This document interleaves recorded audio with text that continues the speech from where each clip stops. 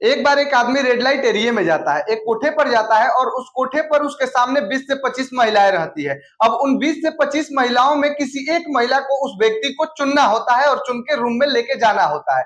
वो व्यक्ति सारी महिलाओं को बारी बारी से देखता है और एक महिला पे उसकी नजर पड़ती है तो वो उस महिला को देखकर चौंक जाता है और वो महिला भी इस आदमी को देखकर अपनी नजरें नीचे झुका लेती है। अब वो आदमी सोचता है कि ये महिला तो कुछ दिखी सी लग रही है, इसका चेहरा को जाना पहचाना सा लग रहा है। फिर गौर से थोड़ा वो व्यक्ति उस महिला को देखता है तो पता चलता है ये तो उसकी बीवी है।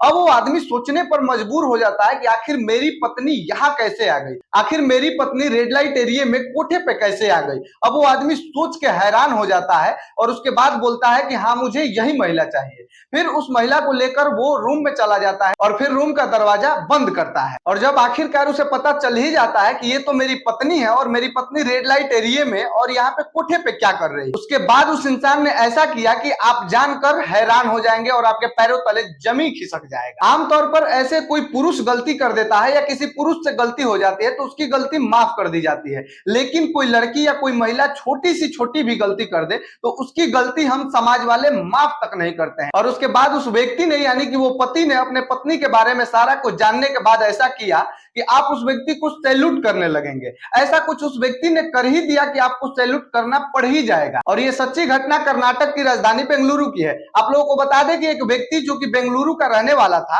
वो एक मल्टीनेशनल कंपनी में काम करता था और मल्टीनेशनल कंपनी से उसको बुलावा ये आता है आपको किसी काम के सिलसिले में मुंबई आना पड़ेगा। वो मल्टीनेशनल कंपनी उसको मुंबई भेजना चाहती थी कुछ काम के सिलसिले में, लेकिन वो व्यक्ति जाना नहीं चाहता था। वो जाना इसलिए नहीं चाहता था कि अभी उसकी नई नई शादी हुई थी, 2-3 महीने शादी को हुए ही थे, तो वो अपनी नई नवेली दुल्हन को, अपनी नई नवेली पत्नी को छोड़कर जाना नहीं चाहता था। लेकिन क्या करे, मल्टीनेशनल कंपनी का सवाल है, जॉब का सवाल है, जाना तो पड़ेगा ही। नहीं चाहता था जाना, लेकिन फिर भी उसको जैसे तैसे मुंबई जाना पड़ा और अपनी नई नवेली दुल्हन को घर पे छोड़ के वो मुंबई जाता है। मुंबई में एक आध सप्ताह रहने के बाद, काम करने के बाद, वो अपने पत्नी को कॉल करता है और अपने हालचाल के बारे में बताता है, अपने काम के बारे में बताता है। फिर अपने पत्नी से पूछता है कि क्या तुम मुंबई घूमना चाहोगी। वो नई नवेली दुल्हन एकदम खुश हो जाती है और वो फूले नहीं समाती है। वो सोचने लगती है कि जहां हम मुंबई को फिल्मों में देखे हैं, जहां हम मुंबई को टीवी में देखे हैं, अब मुंबई को हमको सामने से देखना होगा। मुंबई में हम घूमेंगे, मुंबई के वो हर जगह पे जाएंगे जहां मेरा सपना था।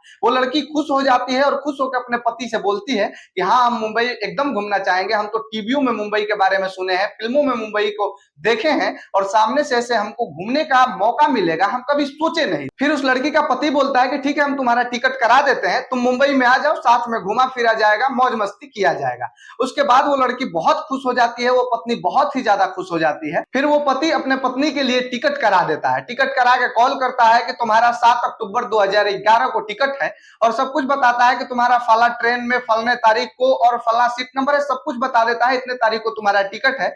उसके बाद वो लड़की तैयारी करने लगती है। तैयारी करने के बाद आखिरकार वो दिन आता है और वो बेंगलुरु के रेलवे स्टेशन पहुंच जाती है मुंबई अपने पति के पास जाने के लिए। वो ट्रेन में बैठ जाती है, ट्रेन खुलती है तो फिर वो अपने सास ससुर को कॉल करती है और अपने बारे में बताती है कि हम अच्छे तरीके से ट्रेन में बैठ चुके हैं और हमारी सफर शुरू हो चुकी है। सास ससुर के बाद अपने पति को कॉल करती है और अपने पति को कॉल करके बताती है, बेहद ही खुश होकर बताती है कि हम बेंगलुरु से निकल गए हैं, बस कुछ ही घंटों में हम आपके साथ रहेंगे। वो पति समझाता है उसे, ठीक है, अच्छे से आना, अकेली हो, अच्छे से सफर करते हुए आना और किसी से ज्यादा बातचीत मत करना, कोई कुछ भी खाने को दे तो तुम खाना नहीं। वो पत्नी बोलती है कि हाँ ठीक है, हम बिल्कुल अच्छे तरीके से अपना ध्यान रखेंगे और अपना ख्याल रखेंगे और अच्छे से सफर करके आएंगे। अब वहां से 12-13 घंटा का वो सफर था, 12-13 घंटा का रास्ता था। वो लड़की जैसे तैसे वो समय काट रही थी और वो बहुत ज्यादा उत्सुक थी मुंबई जाने के लिए, अपने पति से मिलने के लिए और अपने पति के साथ मुंबई घूमने के लिए। तब तक उस ट्रेन में, उसी बोगी में उस लड़की के पास 2 व्यक्ति आते हैं। 2 व्यक्ति आपस में बातचीत करते हैं, वो एक दूसरे से दोस्ती कर लेते हैं वो व्यक्ति।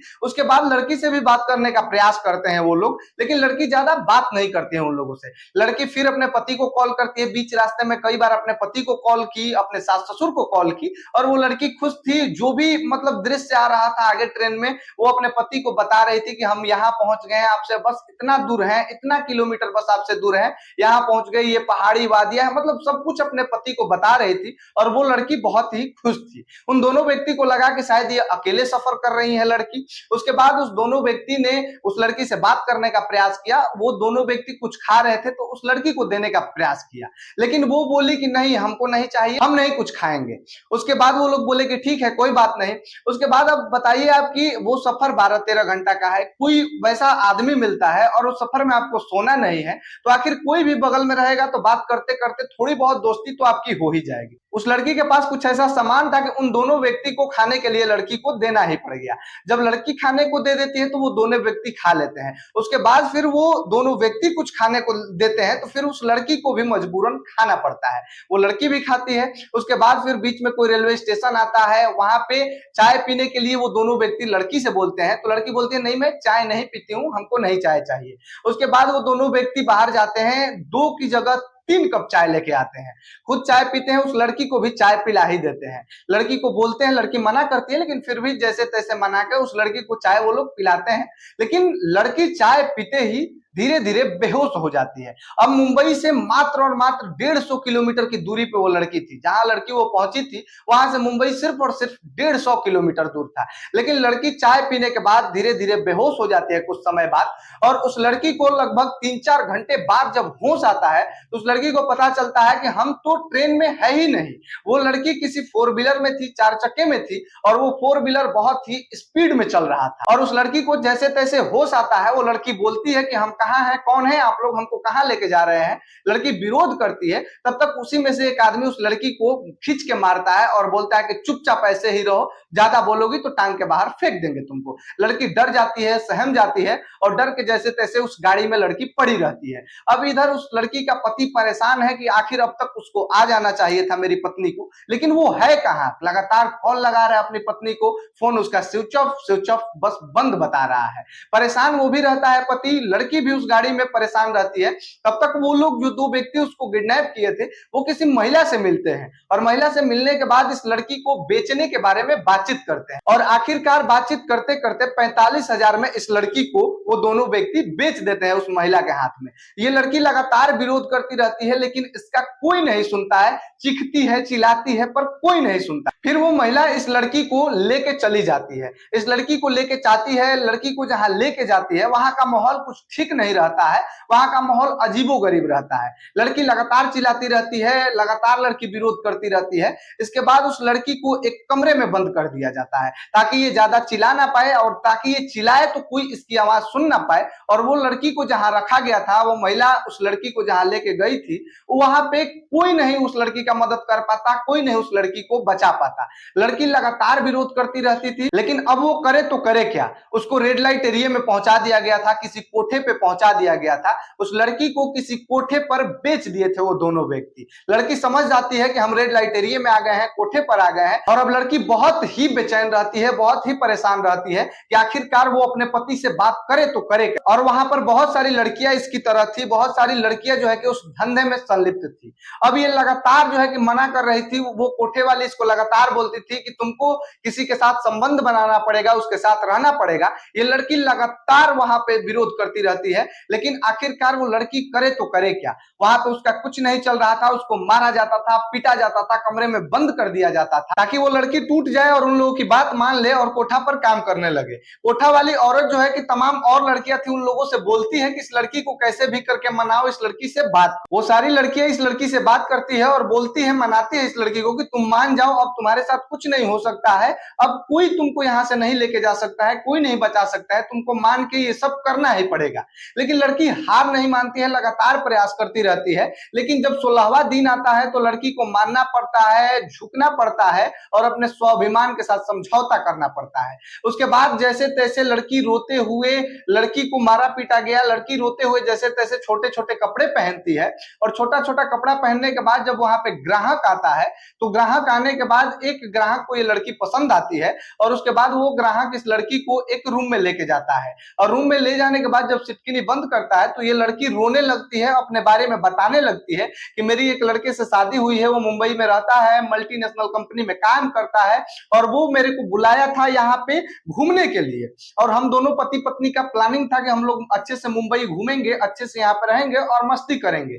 तब तक मेरे साथ ऐसा हुआ कि दो लोग हमको किडनैप किए, चाह दिए, पता ना कुछ उसमें मिला दिए और यहाँ पे लाके कोठे पे हमको बेच दिए। मतलब सारी अपनी मजबूरी समझाती है वो लड़की उस व्यक्ति को, अपनी कहानी बताती है, अपनी सच्ची घटना बताती है और बोलती है कि आपसे हाथ जोड़ के विनती करती हूँ, आपका पैर पकड़ती हूँ, मेरे पति से बात करा दीजिए, मेरे पति पे फोन लगा दीजिए। और आखिरकार वो व्यक्ति पिघल के इस लड़की के पति को कॉल करता है। उसके बाद सीधे रोते हुए लड़की बोलती है कि मैं तान्या बोल रही हूँ। हाँ, इस लड़की का नाम तान्या था। तो ये अपने पति से बात करते हुए रोते हुए बोलती है कि मैं तान्या बात कर रही हूँ, मुझे नहीं पता कि मैं कहाँ हूँ, किस हालत में हूँ, आपको नहीं बयां कर पाऊंगी, बस आप मुझको बचा लीजिए। मेरे को नहीं पता इस पते के बारे में, इस एड्रेस के बारे में, लेकिन बस इतना ही कह रही हूँ कि आप मुझे बचा लीजिए। उसके बाद वो व्यक्ति फोन ले लेता है और उस कोठे के बारे में, रेड लाइट एरिया के बारे में सब कुछ उस लड़की के पति से बताता है, एक एक पता बताता है कि कहाँ पे ये लड़की है, किस हालत में है, सब कुछ वो भला इंसान बताता है उस लड़की के पति से। उसके बाद फोन रख देता है। उसके बाद उस व्यक्ति का बहुत बहुत धन्यवाद करती है वो लड़की। उसके बाद उस लड़की का पति जो है कि अब सोच में पड़ जाता है कि आखिर अपनी पत्नी को बचाए तो बचाए कैसे भाई, अब कैसे बचाए, क्या तरकीब लगाए। अगर पुलिस को भी बताते हैं तो पुलिस छापा मारेगी उस जो है कि रेड लाइट एरिया में, उस कोठे पर, तो उसके बाद मेरे पत्नी को वहां से भगा भी दिया जाएगा, हटा भी दिया जाएगा या उसके साथ कुछ गलत भी कर दिया जा सकता है। तो वो बहुत सारी बातें सोच समझ के बिना पुलिस से बताए हुए खुद डिसाइड करता है कि अब उस कोठे पर हम ही जाएंगे। उसके बाद उस लड़की का पति ग्राहक बन के उस कोठे पर जाता है और कोठा पर जाने के बाद उसके सामने 20-25 महिलाएं रहती है, 20-25 लड़कियां रहती हैं और उसको चुनना होता है। वो उसमें से अपनी पत्नी को ढूंढता है, जब नहीं दिखती है तो वो सबको मना कर देता है। तब कोठे वाली बोलती है कि उस नई वाली लड़की को बुलाओ, शायद वो पसंद आ जाए। जब वो नई वाली लड़की आती है तो वहीं उस व्यक्ति की पत्नी होती है। उसको देखकर वो पति हैरान हो जाता है, वो कुछ बोल नहीं पाता, कुछ समझ नहीं पाता। वो छोटे छोटे कपड़े पहने हुए देखकर अपनी पत्नी को वो जो है कि मतलब क्या ही बताएं, वो बहुत भावुक हो जाता है। वो लड़की भी देख के अपने पति को वहां रोने लगती है, आंखों से आंसू आता है। उसके बाद वो लड़का जो है कि इसको रूम में लेके जाता है, ये सिटकिनी लगाता है। उसके बाद सारी कहानी वो लड़की अपने बारे में बताती है कि वो कैसे यहाँ पे पहुंची, क्या हुआ। वो बोली कि आपसे बस 150 ही किलोमीटर हम दूर थे, तब तक दो लोगों ने हमको किडनैप कर लिया और यहाँ कोठे पर लाके बेच दिया। वो रोने लगी, अपनी सब कुछ समझाने लगी और उसके बाद जो है कि अपने पति से लिपट के गले लग गई। लेकिन उसका पति भी सोचा समझा, अगर दूसरा इंसान वहां पे रहता तो शायद अपनी पत्नी पे शक करता, बहुत सारा आरोप लगाता कि आखिर 16 दिन ये यहाँ कोठे पे कैसे रही होगी, इसके साथ बहुत गलत हुआ होगा। वो बहुत तमाम तरीके का आरोप लगाता। लेकिन वो व्यक्ति को इसलिए हम सलाम करने के लिए शुरू में बोले, वो कोई नहीं आरोप लगाया, अपनी पत्नी पे कुछ नहीं लगाया और उसका समर्थन करते हुए, उसको समझते हुए गले लगा के वो भी रोने लगा। उसके बाद वो दोनों वहां सोचते हैं कि अब यहाँ से निकला कैसे जाए। अगर हम लोग भागते हैं, विरोध करते हैं तो यहाँ हम लोग को मारा जा सकता है, पीटा जा सकता है, मार भी सकते हैं ये लोग हम लोगों को। उसके बाद उसके दिमाग में एक आइडिया आता है, वो पुलिस को कॉल लगाता है और पुलिस को पूरी घटना समझाता है, एक एक बात समझाता है और फिर बताता है कि इस रेड लाइट एरिया में, इस कोठे पर हम हैं और इस रूम नंबर में है। उसके बाद पुलिस वहां पे छापा मारती है, उस रूम नंबर को देखती है, रूम को खोलती है तो ये पति पत्नी मिलते हैं। इसको सही सलामत पुलिस बचाती है। फिर उस लड़की के चलते बहुत सारी लड़कियां जो मजबूरी में वहां थी, बहुत सारी लड़कियों को फंसा के उस कोठे पे काम करवाया जा रहा था, उन लड़कियों को भी पुलिस बचाती है। उसके बाद ये पति पत्नी जो है कि सुखी संपन्न अपना जीवन यापन करते हैं, वहां से निकल जाते हैं जैसे तैसे करके। लेकिन इस सच्ची घटना से, जो 2011 की सच्ची घटना है बेंगलुरु की, इस सच्ची घटना से आप लोग क्या समझते हैं? आप लोगों को भी समझना पड़ेगा कि अगर कहीं सफर कर रहे हैं, खास करके औरतें, लड़कियां, महिलाएं अगर अकेले कहीं सफर कर रही हैं ट्रेन में, तो किसी से ज्यादा बात ना करें, किसी से दोस्ती ना बढ़ाएं और किसी का दिया हुआ कुछ तो एकदम ही ना खाएं। चाहे कुछ भी हो जाए, वो कोई आपका घर का आदमी नहीं रहता है, आपका ना रिलेशन वाला रहता है कि बुरा मान जाएगा, आपको उसकी चिंता करना है। कुछ भी हो, आपको नहीं खाना है तो नहीं खाना है किसी का दिया हुआ। और अकेले जब आप सफर कर रहे हैं तो किसी से उतना बात मत करें, उतना ही का एकदम ना करें। अकेले काट ले, भूत जैसा वो अपना जो है कि समय, कुछ घंटों का सफर रहता है, काट ले, लेकिन किसी से ना बात करें आप लोग। बाकी इस कहानी से आप लोग क्या समझते हैं बताइएगा जरूर, और उस लड़की के बारे में आप लोग क्या कहेंगे, इस सच्ची घटना के बारे में आप लोग क्या कहेंगे, एक बार जरूर बताइएगा। बाकी मेरा नाम विकास कुमार है। आप सबका बहुत बहुत धन्यवाद।